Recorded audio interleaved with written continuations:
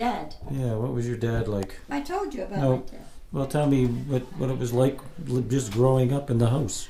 I can remember when I was a kid, and he used to, about midnight, after we'd all gone to bed, he'd go in the living room and type his stories on this little typewriter all night long, and then he'd finish the story and put it in the post the next day, and then he'd get a check 2 days later for his writings.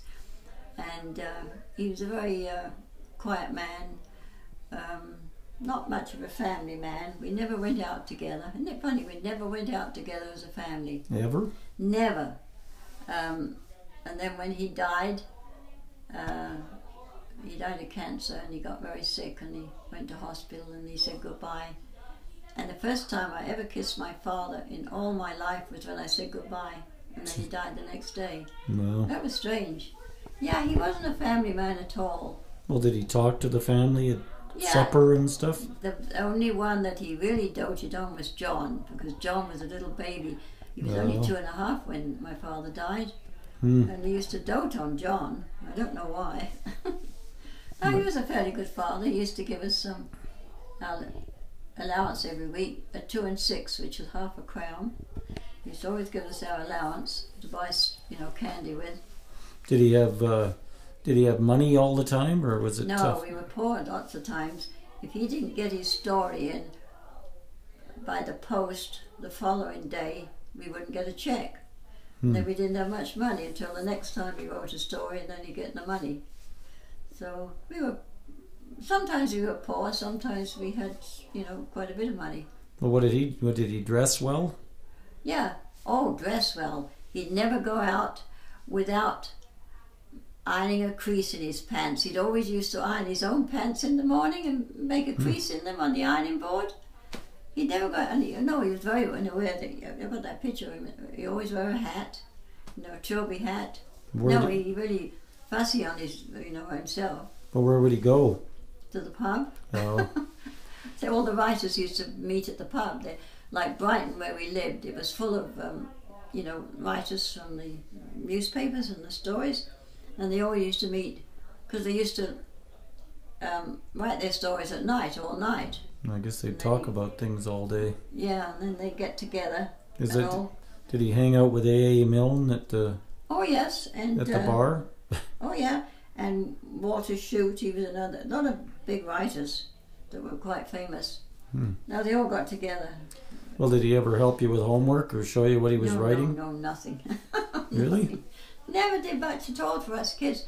The only thing is, but I remember on a Saturday night, him and my mother would go to the pub for a drink, and he'd go and buy us candy, we called them sweets, and he'd stick them under our pillow, and then we woke up in the morning, we had our candies. That's one thing he used to do.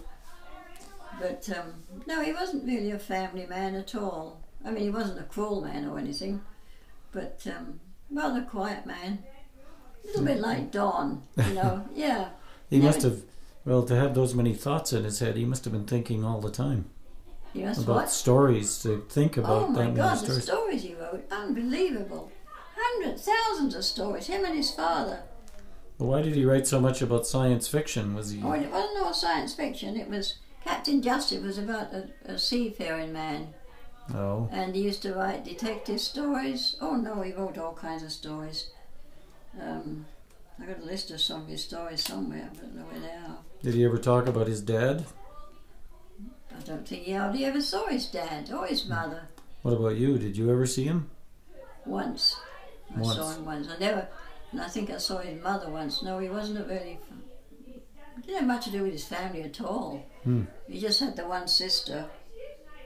But no, it's just the 2 kids. So no, I don't know what. I don't even know where mother met him. I don't even know where they were married. No. What did you hear about your grandfather? Did anybody ever talk about him? Not really. I only heard about all of him after my father died. We got all the stories and everything like I've gotten here. Like the back history. Didn't he go to Paris and leave his wife in America or somewhere? Yeah, he did. They separated and he went to Paris, and he was a real big shot out there. Well, I don't know, he must have had some money, but No, him and his wife separated, and he came home and he got sick in Paris. So he comes home to his wife, and she looks after him, of course. That's where was that? Pennsylvania? That's where they were born, in Pennsylvania, but they went over to...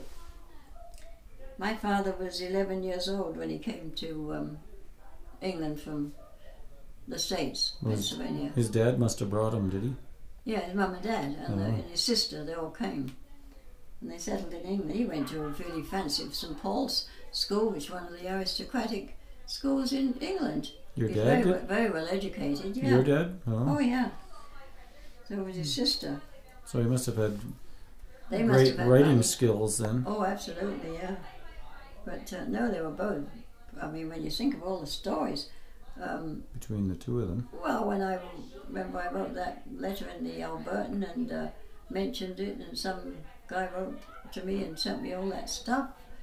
You know, he was so amazed that he knew and he read all his stories.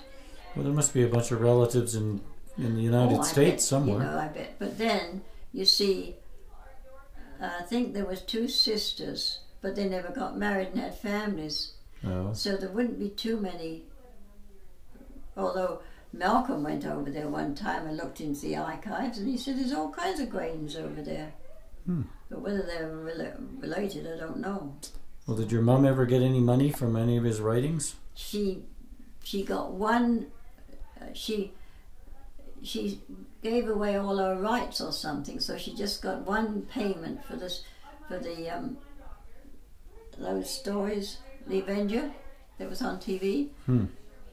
So she never got much out. She got one payment, and then she gave away her rights or something, so that she couldn't claim anything more. Well, they should have had a lawyer.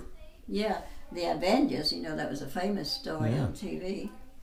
I was surprised the Captain Justice stories were never put on TV, because they were big too. And nobody's ever said who has the rights to those stories? No. John was going to try and look into it, but I don't think... I mean, they could be put on TV now, some of those stories, if anybody ever got to them. I mean, The Avengers was very famous. Really famous. I'm surprised and Winnie the Pooh, you know, that was the guy that he knew. It was Peggy's godfather, actually. So was your dad nice to your mum? No, they were fighter. They used to fight a lot. I never saw them too affectionate. Not really. And you never once went on a holiday with Never them? once. We never, you know, we used to go out Sunday, and those days people all used to dress up to go out, and we'd go on the seafront, and there would be all these families with their father and mother, you know, walking down. We never went with our father anywhere. Never went out with him. It was rather strange. And yet mother went out with my father to the pub, but we were never one as a family. Do you think that your mum just took you out so he could write? Oh, I don't know. Really strange, but they're never really much of a... I don't think, you know, she ever... Sometimes I heard her say she hated him. Well, I guess he must have had a bit of a soft spot when he tucked those candies under your pillow. Oh, yeah, he did. And, I mean, Mother and Daddy used to go out for a drink sometimes. But I remember one time, Mother was quite a good-looking woman, and they went to a pub or something, and a party or something. She had this beautiful white beaded dress on. And he came home and he started shouting, and he tore the dress right off her body. Tore it into... Isn't it funny how I remember that? Tore it into shreds, and they used to fight. And Mother was awful, though. She'd nag him, and Peggy and I used to lay in bed, and I said, I wish the heck she'd stop talking, and she'd nag him. It was funny how you remember those things. Yeah, tough child. And I remember once they had a fight, and he got the roast out the oven and threw it at the wall. And the things you remember, I'm telling you. Yeah, the tough things. Yeah, I don't remember any good things. And I remember he used to, as you say, Peggy and I used to get our 2 and 6 every week. He used to give it her pocket, and I used to go out and spend mine on candy. Peggy used to save hers, and by the end of the week he'd borrow it back from her to buy cigarettes. Peggy always had the 2 and 6.